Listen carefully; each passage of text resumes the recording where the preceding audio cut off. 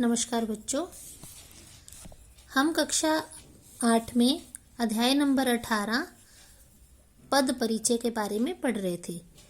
कल मैंने आपको बता दिया था कि पद क्या है। ठीक है, जो वर्णों का व्यवस्थित समूह शब्द कहलाता है और शब्द का प्रयोग जब वाक्य में किया जाता है तब वह पद कहलाता है। और वाक्यों में आए पद का जब व्याकरणिक दृष्टि से परिचय दिया जाता है तो उसे पद परिचय कहते हैं। ये मैंने आपको समझाते हुए संज्ञा का पद परिचय कैसे दिया जाता है, स्व उदाहरण मैंने आपको बताया था। ऐसे ही सर्वनाम का पद परिचय कैसे दिया जाता है और विशेषण का पद परिचय कैसे दिया जाता है। आज हम आगे पढ़ते हैं कि क्रिया के वाक्य में जो पद क्रिया का होता है उसका पद परिचय कैसे दिया जाता है। तो पहले की तरह ही हम इसी उदाहरण पर आते हैं। रेखा ने अपना सुंदर चित्र बनाया है, तो ये बनाया है क्रिया है, ठीक है ना। तो अब ये बनाया है अगर शब्द रेखांकित होता तो इस क्रिया पद का पद परिचय आप कैसे देंगे उसके बारे में हम पढ़ते हैं। क्रिया का पद परिचय देने के लिए हमने निम्नलिखित चीजों को ध्यान में रखना होता है। यदि रेखांकित पद क्रिया है तो क्रिया का प्रकार कैसे है, वो सकर्मक क्रिया है या अकर्मक क्रिया है, वाच्य कौन सा है, कर्तृवाच्य है, कर्मवाच्य है या भाववाच्य है, काल कौन सा है, क्रिया वर्तमान में काल में हुई है, भूतकाल में हुई है या भविष्यकाल की क्रिया है, क्रिया का लिंग क्या है कि वो स्त्रीलिंग है या पुल्लिंग है, क्रिया का वचन क्या है, क्या वो एक वचन की क्रिया है या बहुवचन की, और क्रिया करने वाला कर्ता कौन है। ठीक है, तो हम एक एक करके ये सारी चीजें देखते हैं। अब क्रिया का प्रकार क्या है, क्रिया सकर्मक है या अकर्मक। तो हम वाक्य देखते हैं। रेखा ने अपना सुंदर चित्र बनाया है, तो क्या बनाया है, हमने क्रिया के आगे क्या प्रश्न लगाया और अगर उसका उत्तर मिलता है तो क्रिया सकर्मक है, अगर नहीं मिलता तो अकर्मक है। हमने यहाँ क्या शब्द लगाया, क्या बनाया है, तो हमें उत्तर मिला चित्र, सुंदर चित्र। तो हमें जवाब मिला ना, तो हमें ये पता चल गया कि क्रिया कौन सी है, सकर्मक है। उसके बाद क्रिया का वाच्य कौन सा है, कर्तृवाच्य है, कर्मवाच्य है या भाववाच्य है। अब ये बना शब्द जो है ये क्या है, बनाया है, ये कौन सा वाच्य है। तो यहाँ ये कौन सा वाच्य आएगा, वाच्य आएगा कर्मवाच्य, क्योंकि क्या बनाया है, चित्र बनाया है। बनाया तो रेखा ने है लेकिन बना क्या, चित्र। तो क्रिया का फल किसके ऊपर पड़ा, चित्र के ऊपर। तो ये सकर्मक क्रिया है, तो कर्म है तो ये कर्मवाच्य होगा। ठीक है, तो अगला आ गया हमारा काल कौन सा है, क्रिया का कौन से काल की क्रिया है। अब यहाँ पे बनाया है शब्द जो है वर्तमान काल को दर्शाता है, तो हमारी क्रिया हो गई वर्तमान काल की। लिंग कौन सा है, देखिए अब यहाँ वाक्य है चित्र बनाया है, चित्र जो है वो पुल्लिंग में आता है, अगर तस्वीर होती तो वो स्त्रीलिंग होती, तो इसलिए ये पुल्लिंग है। अब वचन कौन सा है क्रिया का, अगर यहाँ पे होता चित्र बनाए हैं, अपने सुंदर चित्र बनाए हैं, तो बहुवचन में आ जाते चित्र शब्द। लेकिन अब ये जो शब्द है बनाने की क्रिया जो है, बनाया है एक के लिए प्रयोग हुई है, तो यहाँ पे एक वचन आ जाएगा।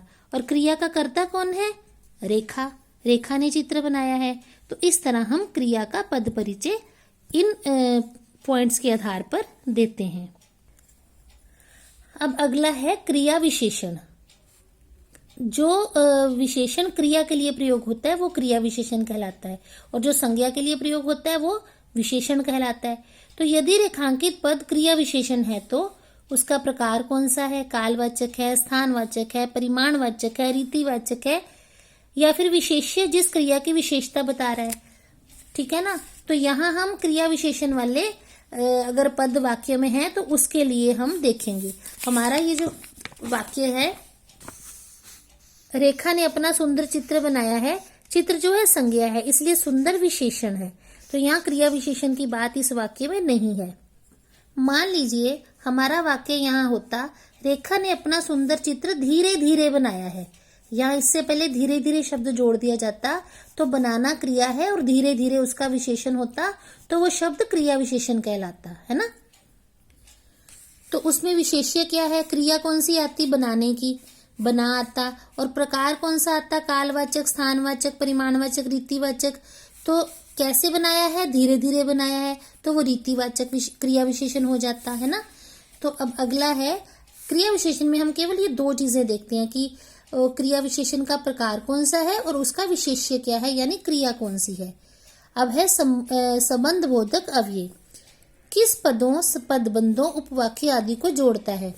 कि संबंध बोधक अव्यय किन पदों और पदबंधों, उपवाक्यों आदि को जोड़ता है। जैसे यहाँ उदाहरण देखिए, रमेश और श्याम बगीचे में गए लेकिन राम उन्हें वहां ना मिला। अब ये लेकिन शब्द जो है, ठीक है ना, और शब्द, लेकिन शब्द, इनका हमने फिर विवरण दे दिया कि ये कौन से हैं, ठीक है ना। नहीं सॉरी, ये गलत हो गई। ये उदाहरण देखिए कि संबंध बोधक यानी क्रिया का संबंध क्या है, कि क्रिया कहाँ पर हुई है। जैसे जैसे है छत के ऊपर बंदर बैठा है, छत के, बंदर, ये आपस में संबंधी शब्द है। छत के ऊपर कौन बैठा है, बंदर। तो क्रिया का संबंध बोधक शब्द कौन से हैं वो बताए जाते हैं। अगला आ गया समुच्चय बोधक अव्यय। किन पदों को जोड़ता है। विस्मय बोधक अव्यय कि उसमें हर्ष की भावना है, शोक का भाव है, विस्मय का भाव है, घृणा आदि का भाव है। जो हमने वाक्य लिखा है, जैसे वाह, रेखा ने तो अपना बहुत सुंदर चित्र बनाया है, अगर वाह शब्द होता तो उसमें विस्मय बोधक अवयव क्या आता, वाह, है ना, इस तरह। तो ये जो मैंने आपको उदाहरण दी थी, ये समुच्चय बोधक की है कि इसमें और लेकिन जैसे शब्द हैं, ठीक है ना। तो दोनों वाक्यों में मिलाकर ये लेकिन जो शब्द है दो वाक्यों को मिलाता है, और शब्द है राम और श्याम दो व्यक्तियों को मिला रहा है। तो इस तरह हम लोग विवरण देते हैं पद परिचय का। अब यहाँ पे आपको मैंने समझा दिया। तो हमने जो अपने इसमें कक्षा 8 में जो हमने करने हैं, संज्ञा का पद परिचय करना है, सर्वनाम का करना है, विशेषण का करना है, क्रिया का करना है और क्रिया विशेषण का करना है। ये संबंध और समुच्चय और विस्मयादि बोधक को हम नहीं करेंगे, ये केवल मैंने आपको समझाने के लिए बताया था, ठीक है। तो यहाँ तक हमारे क्रिया विशेषण तक पद परिचय आपके इसमें आएंगे सिलेबस में। और ये जो संबंध बोधक अवयव है ये हमारे कोर्स में नहीं है, समुच्चय बोधक अवयव ये भी हमारे कोर्स में नहीं है। किन पदों को जोड़ता है, विस्मयादि बोधक अवयव, और ये भी हमारे उसमें सिलेबस में नहीं है कि कौन सा भाव है, ये हमने नहीं लिखना, ठीक है ना। तो हमने यहाँ पे क्रिया विशेषण तक ये सारे पद परिचय सीखने हैं कि संज्ञा का कैसे दिया जाता है, सर्वनाम का पद परिचय कैसे दिया जाता है, विशेषण का, क्रिया का और क्रिया विशेषण का। अब हम इन उदाहरणों से पद परिचय के उदाहरण समझते हैं। अब यहाँ पे एक वाक्य है, राम स्कूल जाता है, ठीक है। अब राम क्या है, संज्ञा है। तो पहले वो हमने संज्ञा के प्रकार क्या देखे, पहले हमने संज्ञा का प्रकार देखना है, लिंग देखना है, वचन देखना है, कारक देखना है और अन्य पदों के साथ संबंध देखना है। तो सबसे पहले संज्ञा का प्रकार क्या है, संज्ञा व्यक्तिवाचक है, ठीक है ना। फिर उसका लिंग क्या है, राम जो है वो पुल्लिंग शब्द है। फिर उसका वचन क्या है, राम जो है एक वचन है, लड़का एक है ना, राम एक व्यक्ति की बात हो रही है तो एक वचन है। फिर राम जो है उसका कारक क्या है, क्योंकि राम स्कूल जाता है, राम क्रिया कर रहा है, तो राम क्या है, कर्ता कारक, ठीक है। अब इसमें क्रिया क्या है, अब क्रिया देखनी है, जाता है, तो क्रिया है जाता है, क्रिया का कर्ता, यानी क्रिया के काश उसका संबंध क्या है कि वो क्रिया का करता है। तो हमने 1 2 3 4 5 चीजें हमने इसकी ढूंढ ली, राम शब्द की, राम पद की, जो हमने यहाँ सीखा था कि संज्ञा को हम किस प्रकार से पद परिचय दे सकते हैं।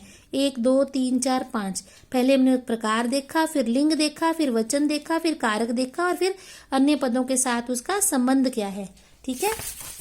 ये देखिए हमने पहले संज्ञा का प्रकार देखा, फिर लिंग देखा, फिर वचन देखा, फिर कारक देखा और क्रिया के साथ उसका क्या संबंध है वो देखा।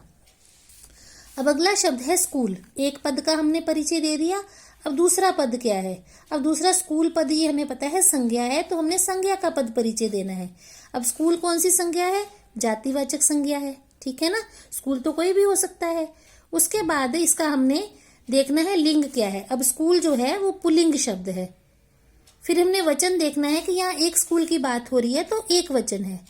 फिर हमने इसका कारक देखना है, तो स्कूल क्या है, राम कहाँ जाता है, स्कूल जाता है, तो ये कर्म कारक है।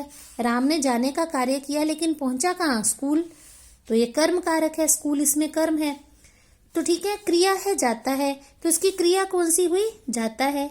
और क्रिया का संबंध क्या है? ये स्कूल क्या है? क्रिया से उसका क्या संबंध है कि स्कूल जो है वो क्रिया का कर्म है।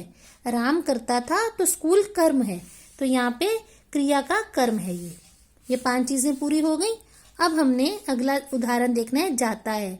अब जाता है ये क्या शब्द है? क्रिया, ये हमें पता है, तो हम क्रिया पद का परिचय देंगे जाता है का। पहली बात तो ये क्या है? क्रिया है। ठीक है, कौन सी क्रिया है? अकर्मक है या सकर्मक? हमने देखो यहाँ देखी थी ना कि क्रिया में हमने क्या देखना है? पहले क्रिया का प्रकार देखते हैं कि वो कर्मक है या सकर्मक है, फिर वाच्य देखेंगे, फिर काल, फिर लिंग, फिर वचन, और फिर क्रिया का कर्ता। तो हम इसके आधार पर देखते हैं कि पहले ये क्रिया है, क्रिया कौन सी है? सकर्मक है, क्योंकि जाता है, कहाँ जाता है? स्कूल जाता है। फिर ये वाक्य कौन सा है? कर्तृवाच्य। ठीक है ना, तो ये कर्तृवाच्य है। फिर काल कौन सा है? जाता है, तो वर्तमान काल है। ठीक है ना, उसके बाद जाता, अगर जाती है होता तो स्त्रीलिंग होता है, लेकिन यहाँ जाता है शब्द है तो वो पुल्लिंग है। अगर जाते हैं होता तो बहुवचन है, लेकिन यहाँ जाता है तो वो एक वचन है। ठीक है, और राम कर्ता की क्रिया है, राम कर्ता की क्रिया है। आगे आ गया दूसरा वाक्य, वह क्या खाता है। अब वह शब्द क्या है? आपको पता है वह जो है सर्वनाम शब्द है, तो हम सर्वनाम के पद परिचय से इसको बताएंगे। पहले उसका प्रकार क्या है सर्वनाम का? कि वो पुरुषवाचक सर्वनाम है। ठीक है ना, खाता है तो पुरुषवाचक है। अगर क्या खाती है होता तो जो है वो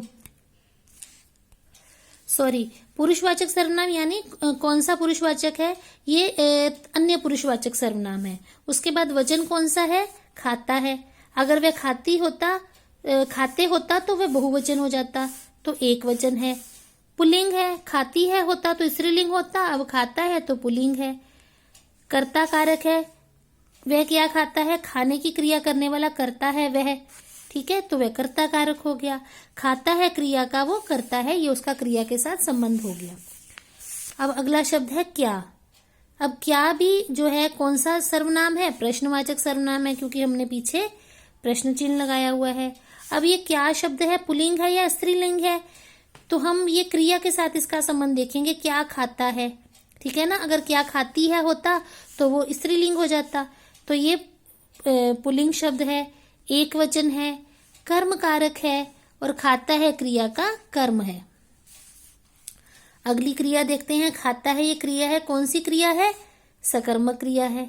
क्या खाता है, क्या शब्द लगा हुआ है? सकर्मक क्रिया है, कर्तृवाच्य है शब्द है तो वर्तमान काल है, खाता है तो पुल्लिंग है, एक वचन है, और वह कर्ता की क्रिया है। ठीक है, ये कर्ता है वह, और उसकी ये क्रिया है खाता है, ये क्रिया के साथ उसका पद का संबंध है। तो ये हमने इसका पद परिचय दे दिया। अगला आया, ये लड़की सुंदर है। अब यह जो है ये भी लड़की जो है वो संज्ञा है, और ये उसका विशेषण है। और कौन सा विशेषण है? यह जो सर्वनाम भी होता है और विशेषण के तौर पर भी लिखा गया है, तो ये सार्वनामिक विशेषण हो गया, क्योंकि विशेषण का हमने भेद लिखना है, तो ये सार्वनामिक विशेषण है। ठीक है, अब कितनी लड़कियों की बात हो रही है? एक लड़की की, तो वो एक वचन है। अब ये इसका लिंग कौन सा है? क्योंकि लड़की की बात है तो स्त्रीलिंग है। ठीक है, और लड़की विशेष्य की विशेषता बता रही है, लड़की विशेष्य है और उसकी विशेषता बताने वाला ये विशेषण है। अब सुंदर है, सुंदर अब कौन सा विशेषण है? गुणवाचक विशेषण है। सुंदर शब्द एक वचन है। सुंदर शब्द क्योंकि लड़की की बात हो रही है, तो यहाँ सुंदर शब्द पुल्लिंग ना होकर स्त्रीलिंग आएगा। अगर लड़का सुंदर है होता तो ये पुल्लिंग शब्द आ जाता, तो स्त्रीलिंग आ गया। और लड़की विशेष्य का विशेषण है, लड़की विशेष्य का विशेषण है, क्योंकि लड़की की बात हो रही है कि उसका विशेष गुण क्या है कि वो सुंदर है। अब अगला देखिए, आहा उपवन में सुंदर फूल खिले हैं। तो हमने ये आहा वाले नहीं करने हैं, तो ये एग्जाम्पल आपको नहीं बता रही, क्योंकि ये इससे रिलेटेड है विस्मयादि बोधक से, तो हम इसको छोड़ देते हैं। उपवन शब्द करते हैं, अगर हम सिर्फ इतना लेते हैं, हम ये शब्द छोड़ देते हैं आहा, तो उपवन में सुंदर फूल खिले हैं, हम उपवन की बात कहते हैं, तो ये संज्ञा आ गई। कौन सी संज्ञा है? जातिवाचक संज्ञा है, पुल्लिंग शब्द है, एक वचन है, अधिकरण कारक है। यहाँ पे उपवन में शब्द है, ये विभक्ति कौन सी है? अधिकरण कारक की, में पर वाली। ठीक है, उसके बाद सुंदर शब्द आ गया तो विशेषण की बात होगी, तो गुणवाचक विशेषण है। बहुवचन शब्द है, पुल्लिंग है, फूल विशेष्य का विशेषण है। फूल जो है वो जातिवाचक संज्ञा है, पुल्लिंग शब्द है, बहुवचन है, कर्ता कारक है, खिले हैं क्रिया का कर्ता है, इसका संबंध आ गया क्रिया से। खिले हैं कर्मक क्रिया है, ठीक है, पुल्लिंग है, बहुवचन है, कर्तृवाच्य है, वर्तमान काल है, फूल कर्ता की क्रिया है। यहाँ एक गलती है, यहाँ सकर्मक क्रिया आना चाहिए, अकर्मक नहीं है, क्योंकि हमें जवाब मिल रहा है क्या खिले हैं, फूल खिले हैं, तो ये सकर्मक क्रिया है। और एक आखिरी एग्जाम्पल आप देख लीजिए, मोहन धीरे धीरे चलता है। यहाँ धीरे धीरे क्या है, मोहन तो संज्ञा है। अगर हम मोहन की परिभाषा लिखेंगे तो वो संज्ञा वाली सारी परिभाषा लिखेंगे कि मोहन जो है वो व्यक्तिवाचक संज्ञा है, फिर मोहन पुल्लिंग है, एक वचन है, ठीक है, करता है क्योंकि चलने की क्रिया कर रहा है, तो करता क्रिया का करता है, ये उसका क्रिया के साथ संबंध है, चलता है क्रिया का करता है। अब हमने धीरे धीरे शब्द का लिखना है। धीरे धीरे क्या है, क्योंकि ये क्रिया विशेषण है ना, धीरे धीरे चलता है, ये क्रिया से पहले विशेषण लगा हुआ है, तो धीरे धीरे रीतिवाचक विशेषण है, कैसे चलता है, धीरे धीरे चल रहा है, तो ये रीतिवाचक विशेषण आ गया। चलता है क्रिया का विशेषता बताता है, इसलिए ये क्रिया विशेषण है, ठीक है। तो इस तरह हमने देखा कि पद परिचय हम कैसे देते हैं। आगे की उदाहरणें आप खुद पढ़ेंगे और इसका पद परिचय कैसे दिया जाता है इसके बारे में आप समझ लेंगे।